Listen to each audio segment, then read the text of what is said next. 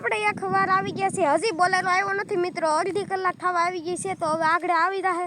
તો મિત્રો ચેનલમાં નવા હોય તો લાઈક શેર સબસ્ક્રાઇબ કરી દેજો, અને આ ભાઈ કે લાઈક શેર સબસ્ક્રાઇબ કરી દેજો.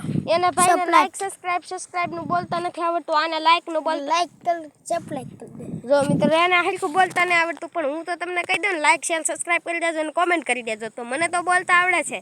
તો મિત્રો તમને અહીંથી હું આમ જો બધું બતાડી દઉં.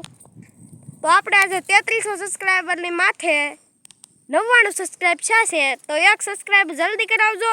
તો આ વિડીયો હમણાં 1-2 દિવસ પછી અપલોડ કરવામાં આવશે.